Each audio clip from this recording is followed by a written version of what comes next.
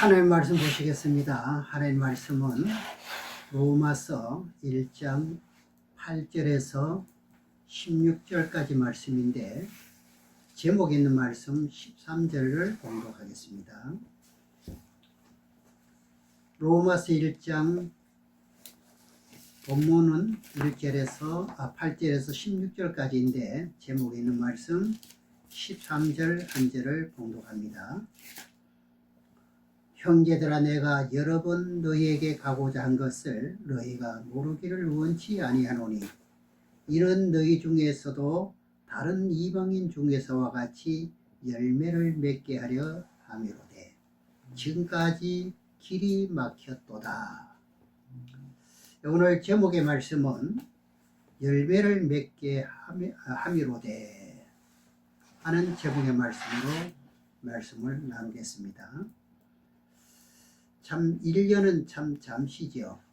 벌써 이제 2025년 마지막 주일이 되고 신년 2026년은 지금 며칠 남지 않았습니다. 먼저 8절의 말씀을 보겠습니다. 첫째는 내가 예수 그리스도 말미암아 너희 모든 사람을 인하여 내 하나님께 감사함은 너희 믿음이 세상에 전파됨이로다. 바울이 이제 그 로마의 편지를 하면서 복음이 전파되고 있다는 소식을 듣게 되죠.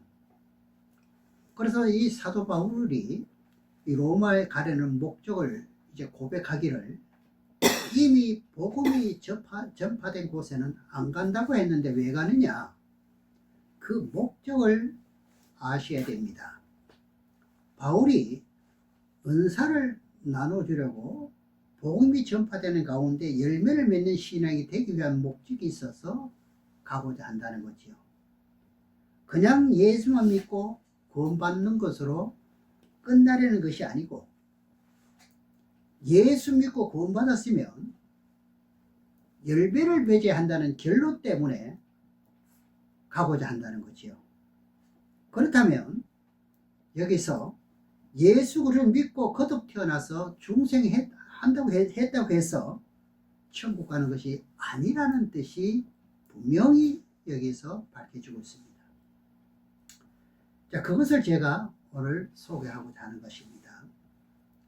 저나 여러분이나 복음을 증거한 후에 복음 소식이 다른 사람에게 계속 증거된다면 마음이 너무너무 기쁘고 좋은데 바울이 예수만 믿으면 구원받는다는 복음은 전파되고 있는데 그 뒤에 열매를 맺는 과정을 모르기 때문에 너희들이 넘어질까봐 사도 바울이 찾아가서 자세하게 모든 성도들에게 복음을 전하기를 원한다 하는 것이 그 서신서가 로마서입니다. 그러면서 9절입니다. 내가 그의 아들의 복음 안에서 내 심령으로 섬기는 하나님이 나의 증인이 되시거니와 항상 내 기도에 쉬지 않고 너희를 말하며 어떠하든지 이제 하나님의 뜻 안에서 너희에게로 나아갈 좋은 길 얻기를 구하노라. 내가 너희 보기를 심히 원하는 것은 무슨 신령한 은사를 너희에게 나눠주며 너희를 경고케 하려 함이니. 예수 그리스도의 복음을 전한 후에 은혜를 받기를 원한대요. 자, 그 은혜를 체험한 결과에 또 반드시 따라야 될 것은 뭐냐 할 것 같으면 은혜를 받았으면 무엇이 있어야 되죠? 열매가 있어야 된다는 그것을 지금 증거하는 거예요. 열매. 그러니까 은사가 있어야 된다 이런 뜻이죠. 바울이 소아시아에 복음을 전할 때 예수를 통해 가지고 안수 기도할 때 은사가 임했던 사실이 있었지요. 그 말씀은 사도행전 19장에서 말씀을 전하고 있습니다. 여기서 은사라는 말이 사실 그대로 나오는데 한번 보시겠습니다. 사도행전 19장 1절에서 7절까지 보겠습니다. 앞에서도 제가 말씀드렸습니다만 복음은 전했는데 분명히 그 다음에 열매를 어떻게 맺는 과정을 열매를 맺게 하기 위해서 이제 다시금 말씀을 하고 있는 것입니다. 사도행전 19장 1절 7절까지 보면 아볼로가 고린도에 있을 때 바울이 윗지방으로 다녀 에베소에 와서 어떤 제자들을 만나 가로되 너희가 믿을 때 성령을 받았느냐 가로되 아니라 우리는 성령이 있음도 듣지 못하였노라. 바울이 가로되 그러면 내가 무슨 세례를 받았느냐 대답하되 요한의 세례로라. 바울이 가로되 요한이 회개의 세례를 베풀며 백성에게 말하되 내 뒤에 오시는 이를 믿으라 하였으니 이는 곧 예수라 하거늘 저희가 듣고 주 예수의 이름으로 세례를 받으니. 6절에 잘 보세요. 바울이 그들에게 안수함에 성령이 그들에게 임하심으로 방문도 하고 예언도 하니 모두 12사람쯤 되니라. 그럽니다. 여기서 이제 은혜를 받으실 이제 열매가 뭐가 들어갔지요? 은사를 나눠주고 싶었던 소망을 여기서 찾아볼 수가 있습니다. 그러면서 본문 로마서 1장 12절입니다. 12절 13절을 또 보겠습니다. 로마서 1장 12절 13절에 보면 이는 곧 내가 너희 가운데서 너희와 나의 믿음을 인하여 피차 안위함을 얻으려 함이라. 형제들아 내가 여러 번 너희에게 가고자 한 것을 너희가 모르기를 원치 아니하노니 이는 너희 중에서도 다른 이방인 중에서와 같이 열매를 맺게 하려 함이로다. 지금까지 길이 막혔도다. 사도 바울이 가고자 했는데 길이 막혔다는 거죠. 로마에 찾아가기를 원하는 목적은 뭐냐? 열매를 맺기를 원한다는 거죠. 여러분 열매 하면은 생각나는 게 있죠. 빛의 열매, 성령의 열매, 사랑의 열매, 의의 열매. 이 믿는 사람들에게는 이것이 나타나야 되는 거예요. 이 열매가 나타나야 된다. 일상에 생활할 때 언제나요. 네. 예수의 복음만 전하고 끝나는 것이 아닙니다. 예수 믿었으면 증거가 나타나야 되는데 무슨 증거지요? 바로 열매입니다. 저와 여러분도 똑같은 지금 질문을 하고 있는 거예요. 예수 믿는 증거가 무엇이지요? 열매입니다. 이것만 나타나면 시비가 없습니다. 다툼도 없습니다. 어떤 옆에 사람 째려볼 이유도 없어요. 그래서 마태복음 21장 43절에서는요. 천국에는 어떤 사람이 들어가느냐? 열매 맺는 백성이 그날에 들어간다. 이런 목적을 가르치고 있습니다. 그러니 바울이 로마에서 찾아간 그 이제 원인, 그 목적을 우리가 확실히 이제는 알 수가 있지요. 복음을 전했으면 다 천국 가기를 원합니다. 그러나 평탄한 가운데서 복음을 외치고 전하다 보니까 예수 믿는 것이 너무 쉽고 순하니까요. 그러니까 그렇게 믿어도 천국 간다 이렇게 외치지만 그런 신앙인들은요 바람이 불고 풍파가 오고 시험이 들면요 예수를 믿지 않고 탈락되는 사람들이 굉장히 많습니다. 현재도 우리가 눈에 보이지요. 조금만 시련이 있을 것 같으면 나 믿어도 별 볼 일 없구나 그렇게 되거든요. 전번에 이제 우리 그 한 분이 우리 교회에 오셔가지고 11조를 한 번, 두 번 정도 내더만 11조 내도 뭐 그렇게 채워지는 게 없더라. 이렇게 하면서 교회를 안 나오는 걸 봤습니다. 그런 것을 방지하기 위해서 예수 그리스도를 믿고 난 후에 무엇이요? 열매요. 오늘 제가 열매를 많이 강조하겠습니다. 열매를 맺는 과정이 있어야 되기 때문에 그런 말을 하는 겁니다. 골로새서 1장을 한번 보시겠습니다. 골로새서 1장 10절의 말씀을 보겠습니다. 우리가 열매에 관해서는 우리가 항상 우리가 말씀을 보아도 참 지루한 그런 말씀이 아닙니다. 골로새 1장 10절의 말씀, 주께 합당히 행하여 범사에 기쁘시게 하고 모든 선한 일에 열매를 맺게 하시며 하나님을 아는 것에 자라게 하시고. 빛의 열매는 몇 가지죠? 3가지지요. 에베소 5장 9절에 있습니다. 그리고 성령의 열매는 9가지인데 다들 찾지는 않겠습니다. 갈라디아서 5장 22절에 나옵니다.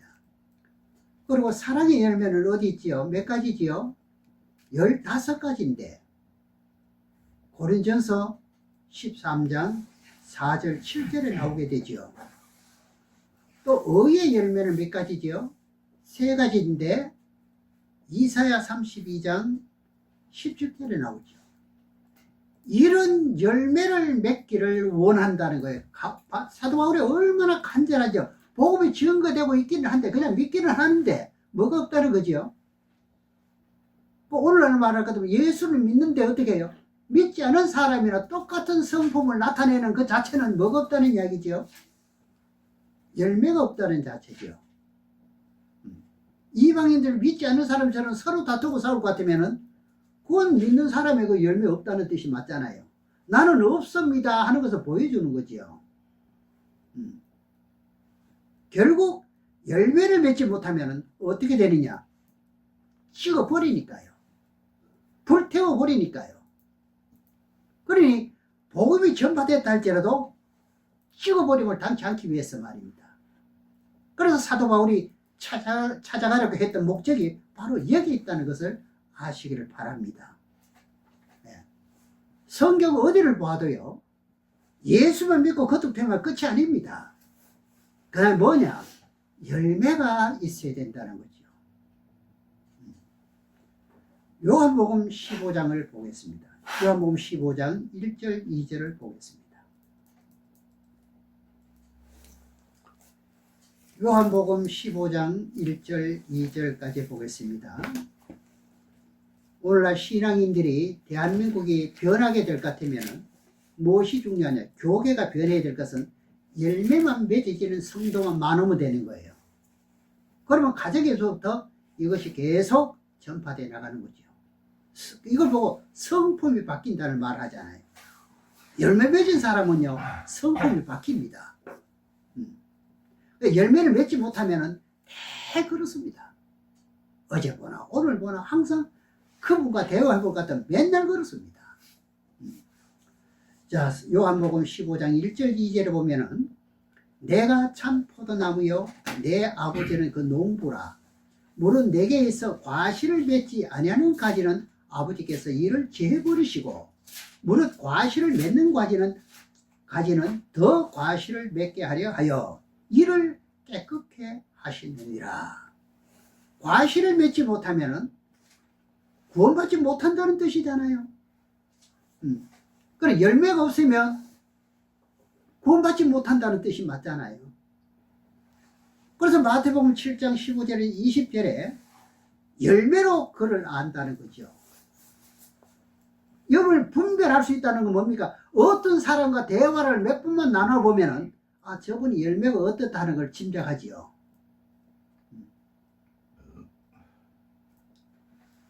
그래, 좋은 나무마다 어떻게 해요? 다 좋은 열매를 맺으면 좋은데 그렇지 않다는 것도 있다는 거죠. 그 열매에 대한 것을 지금 말하는데 제가 여러분들에게 한번 물어보겠습니다. 사람의 숫자가 많으면 열매가 많습니까? 아니면 열매가 더 좋습니까? 이것은 착각입니다. 저와 여러분들이 작게 모였다 할지라도 이 열매 맺는 백성이 되면은 더 이상의 말이 필요 없지요. 사실은 가짜가 많거든요. 먹지 못할 열매가 많다 이 말이죠. 그래서 우리가 분별하는 것이 뭐지요? 저 사람이 선한 열매를 맺는 계통인지, 저것이 불의한 열매를 맺는 계통인지. 성경에는요, 열매 맺는 백성이 그 나라 들어간다고 하니까 얼마나 우리가 중요시 여겨야 됩니까 이 말이죠. 오늘 이 제목을 가지고요, 어딜 가도 우리는 잣대를 이제 재볼 수가 있습니다. 어떤 계통인지, 어떤 자리인지. 마태복음 21장 42절에서 43절까지 보시겠습니다. 마태복음 21장 42절로 43절에 열매 맺지 못하면 안 됩니다. 우리가 이미 참 나도 모르게 벌써 12월 달입니다. 얼마만큼 우리는 맺은 열매를 어떻게 사용했는지 생각해 볼 필요가 있는 거죠. 그것이 없이 반성이 없는 거죠. 42절에 43절 두 절을 보게 되면 예수께서 가라사대 너희가 성경의 건축자들의 버린 돌이 모퉁이의 머릿돌이 되었나니 이것은 주로 말미암아 된 것이요 우리 눈에 기이하도다 함을 읽어본 일이 없느냐. 그러므로 내가 너희에게 이르노니 하나님의 나라를 너희는 빼앗기고 그 나라 열매 맺는 백성이 받으리라. 예수 믿는다면서 열매가 없는 사람을 뺏기는 거지요. 믿는 사람 중에도 열매를 맺어야 그 사람이 들어간다는 거죠.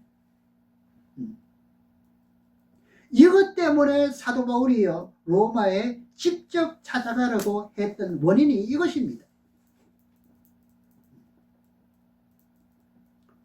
편지로 세밀하게 쓸 수도 없고요. 직접 가서 얘기하면서 더 쉬운, 또 물어보기도 하고 질문도 받기도 하면서 모든 것을 풀어줘야 된다 이거죠. 그걸 더 업그레이드를 시키는 거죠. 여러분들 전도하는 게 그렇지 않아요? 열매를 맺기 위한 중심이 거기 있지 않습니까? 그래서 로마에 가는 그 이제 목적이 바로 열매였습니다. 이렇게 하면은 쭉쭉이가 되고 가라지가 되고 이렇게 하면은 해야만 어떻게 해요? 열매가 된다는 사실을 분명히 밝히는 거죠. 예수를 믿고 구원받아서 천국에 가면은 모든 성도는 평등합니까? 동일합니까?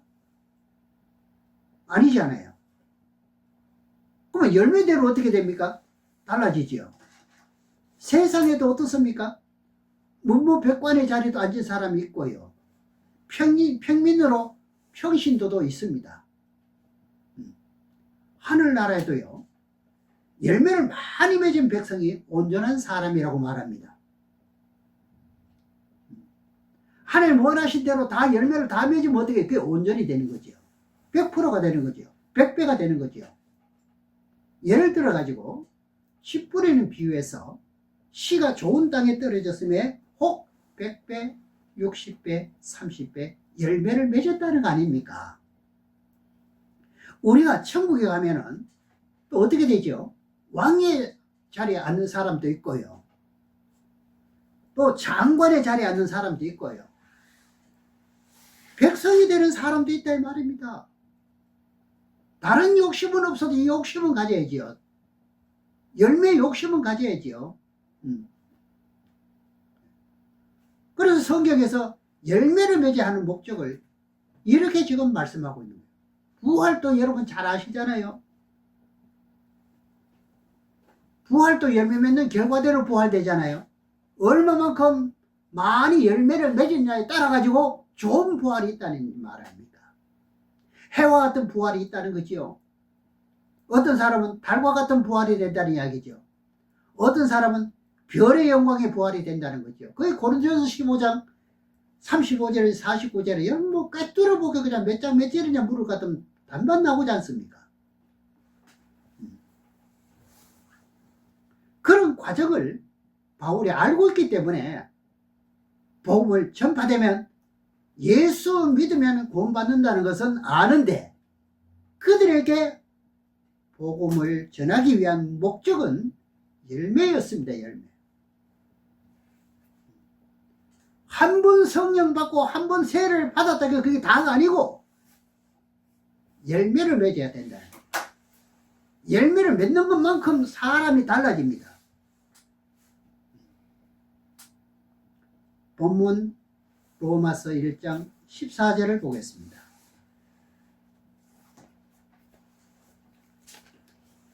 네, 로마서 1장 14절 본문. 헬라인에게나 야만인에게나 지혜 있는 자나 어리석은 자에게 다 내가 빚진 자라. 사도 바울이 자신이요 많은 사람에게 빚진 자래요. 더 증거하지 못하고 더 열매된 것을 말씀을 못할 사람은 많은데 하지 못하고 하지 못했으니까 빚진 자라는 거예요. 여러분 그런 생각이 안 듭니까? 하나님께서 바울에게 로마서부터 말씀을 주셨거든요. 예. 사도는 무엇입니까? 하나님의 계시를 받아가지고 전하는 종들이 사도잖아요. 예. 그 받은 계시를 한 사람이라도 더 증거해야 되는데 내가 미치지 못해서 증거하지 못했으니 빚진 자라는 그 자체가 빚진 자라는. 사도 바울이 이렇게 말씀하시면 저와 여러분들은 이거 어떻게 빚을 져도 보통 진 게 아니죠. 우리는 받았던 말씀을 깨달아가지고 전하는 목자잖아요. 이렇게 바울이 계시 말씀을 받았으니 받을 때는 남에게 전하라는 명령을 받았잖아요. 그렇잖아요. 한 달란트가 뭡니까? 한 달란트를 받아가지고 그대로 묻어두지요. 그러려고 준 것이 아니라는 이야기잖아요. 순종해야 된다는 거죠. 순종하는 것이 열매지요. 많은 사람에게 이 말씀이 전파되어야 되기 때문에 사람들에게 내가 빚진 자라는 거예요. 빚진 자라. 몸은 하나인데 갈 곳은 너무 많다. 오라는 사람은 없어도. 그래서 마태복음 10장 8절에서 사도 바울이 이 말씀을 따라가지고 복음을 외치고 전할 때 그저 받았으니 그저 주는 사건을 우리가 알 수가 있습니다. 무슨 조건이 있어 안 됩니다. 병을 고쳐도 무슨 조건을 붙여가 안 되죠. 우리나라 이 어떤 기도원이 지금 현재 잘 안 되는 이유가 뭡니까? 바로 그런 문제죠. 마태복음 10장 8절의 말씀을 보겠습니다.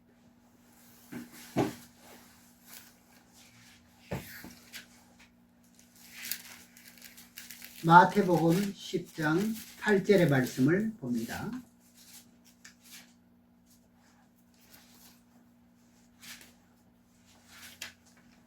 병든 자를 고치며 죽은 자를 살리며 문둥이를 깨끗게 하며 귀신을 쫓아내되 너희가 거저 받았으니 거저 주어라. 이것만 여러분 아셔도 어디에 가서도 여러분 분별할 수 있잖아요. 자꾸 달라 돈만 많이 내달라 할 것 같으면 이게 아니잖아요. 말씀을 계시 말씀 받은 사람은 전하면 그걸로 끝입니다. 내고 안 내고는 어떻게 해요? 그 사람의 몫이지요. 그 신유의 은사를 가진 사람들이 병을 고쳐를 주는데 자기 은사를 받을 때 어떤 대가를 가지고 돈을 주고 샀습니까? 아니잖아요. 거저 받았잖아요. 여러분들은 돈 주고 샀습니까? 거저 받았잖아요. 그러니 어떻게 하라? 거저 주라는 거지요. 만일에 돈으로 샀으면 받아도 되지요. 그렇잖아요. 진리를 사고 팔지 말라는 거 아닙니까? 그거는 믿지 않은 이방에서 하는 일을 본받지 말라는 이야기죠. 진리는 결코 사고 파는 게 아니잖아요. 그렇죠?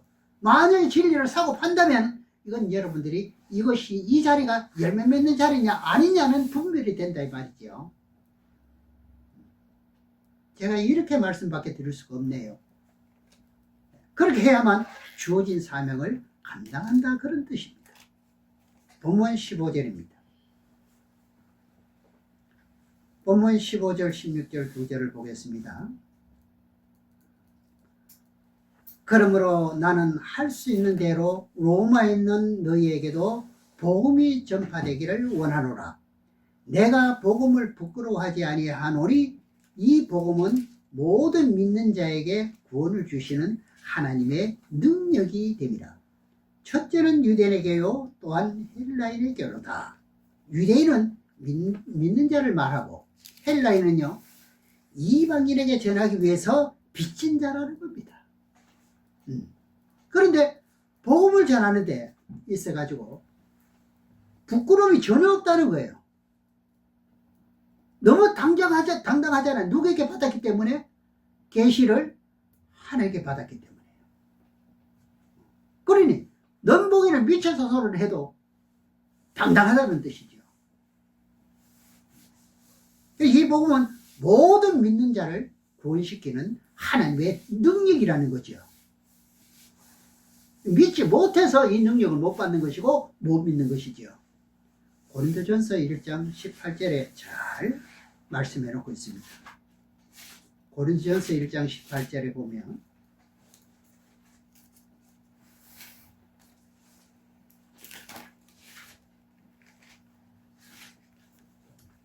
십자가의 도가 멸망하는 자들에게는 미련한 것이요 구원을 얻는 우리에게는 하나님의 능력이라. 구원은 뭐지요? 죽었다가 다시 살아났다는 뜻이잖아요. 집사람이 죽었다가 다시 살아났습니까? 아니. 살아나기 맞는데 또 아니오는 거죠.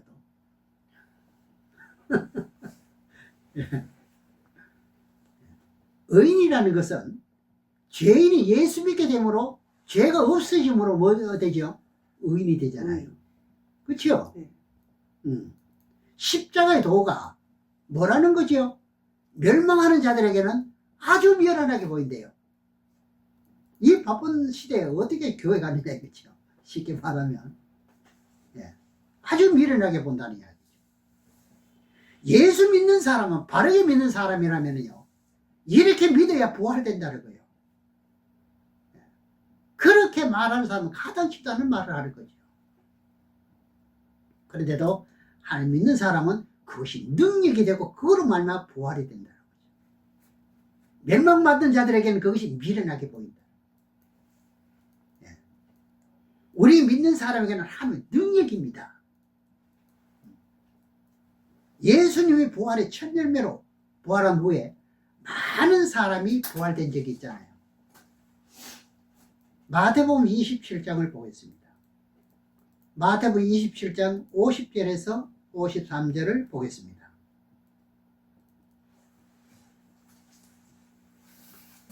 네, 마태복음 27장 50절로 53절에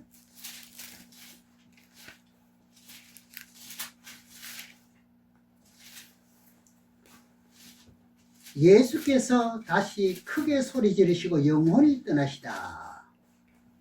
이에 성소 휘장이 위로부터 아래까지 찢어져 둘이 되고 땅이 진동하여 바위가 터지고 무덤들이 열리며 자던 성도의 몸이 많이 일어나되 예수의 부활한 후에 저희가 무덤에서 나와 거룩한 성에 들어가 많은 사람에게 보이니라. 사람이 죽었는데 살아났어요. 죽었는데 살아났다니까요.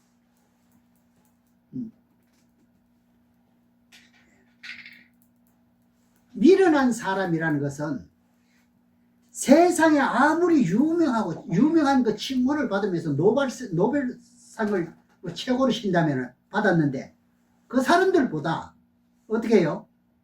예수를 진실하게 믿는 사람을 가진 사람들을 최고한 법이라고 그러거든요. 성경에는요. 여러분은 노벨상을 받지 못해도 여러분 최고한 법을 지금 여러분은 듣고 있고 믿고 있는 거죠.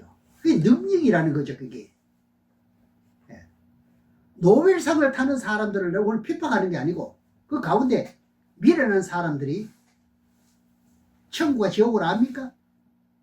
천국과 지옥을 모를 것 같으면 그건 미련한 자지요. 세상에 아무리 명예적인 것을 많이 받았다 해도 그 사람들은 어떻게 천국이 확실인지 모르잖아요. 여러분은 이걸 알아요, 몰라요? 그러면 최고한 법을 알고 있는 거죠. 최고한 법. 참 이렇게 알 것 같으면요, 생각해 볼 때마다요, 참난 복된 자로라. 어찌 이런 복을 내가 받고 사는고. 우리는 천국과 지옥을 있다는 거 확실히 알잖아요. 그러니 그 사람들보다 더 지혜로운 사람이 되는 거죠. 할렐루야. 저는 그것 때문에 힘을 얻는 거예요. 세상에 많은 사람이 서기질 공간 속에서 배워서 활용하고 타락한 그 세상의 학문을 연마한 것은요, 저는 배우지 못해도 하나님의 지혜로운 말씀에서 우둔한 자가 아니고 어떻게 해요? 바울처럼 세상 지식에서는 졸아, 하나님의 지식에 있어서는 졸하지 않는다는 거죠. 소망이 있다는 거죠. 그래서 예수 그리스도를 믿고 구원받더라도 무엇이 있어야 된다? 열매가 있어야 된다는 거죠. 열매. 사람마다 다른데 어떻게 다르냐? 왕의 자리에 구원받는 사람이 있고 문무백관에 앉은 사람들도 있고, 여러분 실제적으로 이것이 믿어진다면, 최고한 법이 믿어진다면, 올해는 2025년도는 이미 지났습니다. 이 새해부터는 달라져야 되죠. 좀 잃어버렸던 것은 이제 챙겨야 되죠. 간수해야 되죠. 어떤 사람은요, 달과 같은 부활체로 나온 사람이 있고요. 성경 구절만 나오면 뭐 하겠습니까? 별과 같은 부활체가 있고요. 또 별의 별과 같은 부활체가 있다는 거죠. 그런데 참 안타깝게도 요즘 말씀을 전한 사람들 중에서도요, 이렇게 말합니다. 환난 전에 들림받는다. 환난 중에도 들림받는다. 환난 후에도 들림받는다. 이렇게 세 가지 중에 하나는 진짜고 둘은 가짜겠죠. 그러니 우리가 분별하기 얼마나 어렵습니까?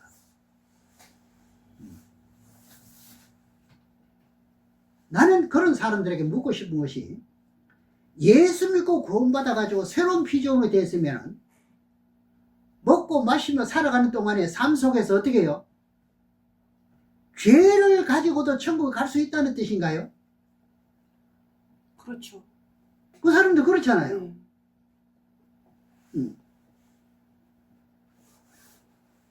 엄청난 뜻입니다. 그래, 환난 전에도 갈 수 있고 환난 중에도 갈 수 있다는 뜻이 나와버리거든요. 결론은 뭐냐? 죄를 회개하지 못하면 천국 못 가는 거예요. 만일 환난 전에 들림받고 환난 중에도 들림받는다는 무엇을 모르고 있습니까? 구원론을 모르고 있다는 이야기죠. 그러면 계시록 증거한다 할지라도 구원론을 알지 못하고 계시록 증거하고 있다는 뜻이 되는 거죠. 이것이 엄청난 지금 뜻이게 되는 거예요. 구원론을 알고 계시록 전해야 된다는 뜻이 나오지요. 환난 전이나 환난 중에 들림받는다면요, 회개하지 않아도 간다는 뜻이 돼버리잖아요. 말도 안 되는 말이잖아요. 환난을 통과해야 하는 목적이 바로 여기 있는 거예요. 로마서 5장 20절로 22절의 말씀을 보겠습니다.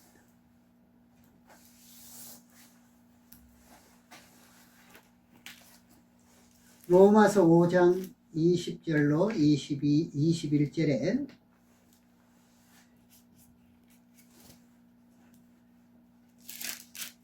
율법이 가입한 것은 죄를 더하게 하려 함이라. 그러나 죄가 더한 곳에 은혜가 더욱 넘쳤나니, 이는 죄가 사망 안에서 왕노릇한 것 같이 은혜도 또한 의로 말미암아 왕노릇하여 우리 주 예수 그리스도로 말미암아 영생에 이르게 하려 함이니라. 생명의 왕노릇하는 권세가 있고요. 또 반대로 뭐지요? 사망의 왕노릇하는 권세가 있습니다. 그러면 사망의 왕노릇하는 권세에 이겨서 영생의 길로 인도하는 거죠. 마지막에 7년 환란 후사년 반에도 이거잖아요. 사망 권세를 이길 때 어떻게 됩니까? 죄가 씻어진다는 뜻이 나왔잖아요. 그래 예수 믿는 사람을 박해하면은요 하나님의 성령의 법이 더욱 강하게 역사한다는 말이 이어서 나오잖아요. 그렇죠? 그래 인내가 너희 영혼 구원이라는 이야기죠. 그래 요한복음 16장 33절에서는 너희들 세상에서 환난을 겪으라. 담대하라. 내가 세상을 이겨놨다는 거죠. 네. 죄 많은 곳에 은혜가 많다는 거죠. 은혜가 무엇입니까? 성령이 더 많다는 거죠. 여러분 세상에 죄가 더욱더 포악해지고 많아지만 여러분에게는요 성령이 더욱더 충만하다는 사실을 믿으셔야 됩니다.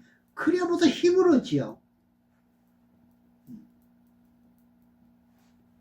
예수 믿는 것을 박해하면 박해할수록 어떻게 해요? 성령은 강권적으로 역사하시는 것이 하나님의 공식입니다.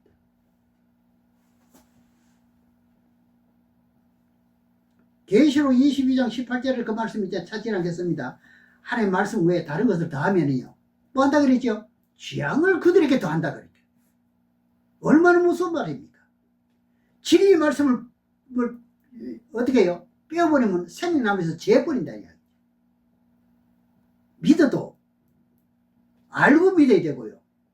바르게 믿어야 된다는 이런 사실입니다. 이것이 요한계시록의 전체 결론이라고 볼 수가 있죠.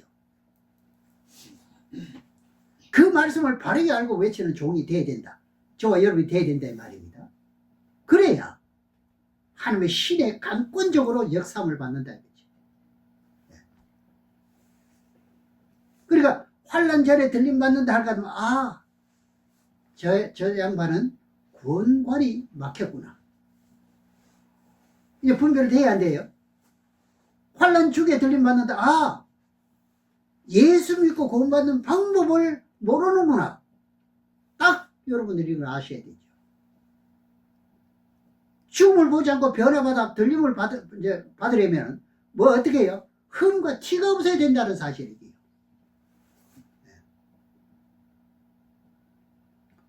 그래 환난 속에 왜 집어넣는가 했더니 예수 믿음을 통해서 어떡합니까? 환난과 고난을 받을 때 죄가 깨끗하게 된다는 비결 여러분 베드로전서 4장 1절을 꿰뚫어 보잖아요. 그대로입니다. 예수를 믿고 구원받았으면 죄를 용서받는 비결도 우리가 알아야 되잖아요. 그렇다면 죄를 회개하는 방법도 가르쳐 줘야지요. 그런 것도 다 모른다는 말밖에 안 되거든요. 그래서 환난 전에 들림 받는다고 말하면 환난 중에도 들림 받는다고 말할 것 같으면 죄를 해결하지 않고도 들림 받는다는 말은 안 맞는 거잖아요.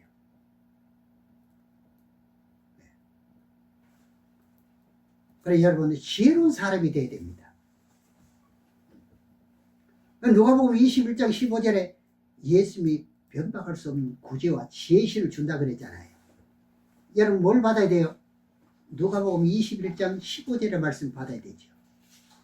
어떤 사람이 질문을 하고 변박을 해도 꼼짝하지 못할 정도로 말씀이 지혜를 받아야 된단 말입니다. 그래서 우리가 구원을 받더라도 첫 열매로 부활되는 사람이 있고 죽음을 보지 않고 변화받아야 될 사람이 있고 또요 영으로도 구원받을 수 있는 사람을 받는 사람이 있고요. 그리고 영계에서도 구원받은 것을 깨달아야 되고 또 어린아이가 어떻게 구원받는지 이런 것을 전부 알아야 되잖아요. 구원론을 알아야 되잖아요. 그런 후에 우리가 계시록 말씀을 전하면 풀어지는 거죠.